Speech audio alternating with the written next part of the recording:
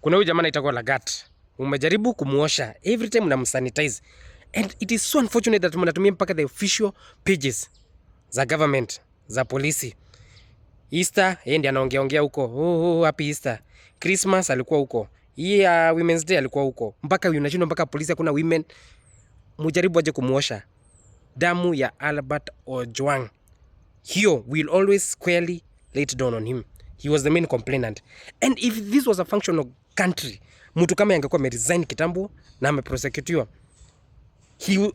hata kuresign tu hakuresign. You wonder what kind of unethical people we have. Mtu ameakuziwa, angalia kama sahi imekuwa Easter, Mama Ojwang walikuwa tu na mtoto mmoja peke yake, hakuna mtu ameenda kumtembelea mtoto hako.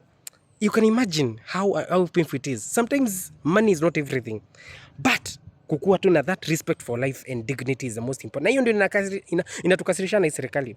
And sometimes Ruto anashindwa kwa nini tunakasirika naye, because hawezi taka kufuta mtu kama Ojwang, mtu kama huyu Lagat, juu unajua ile kazi anataka kumpatia.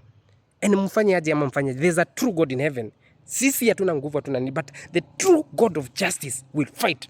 Msifikirie mko na pesa mingi maybe you can bribe God. Nyinyi we will watch na kuna receipts zenu and it will haunt your generations. Viva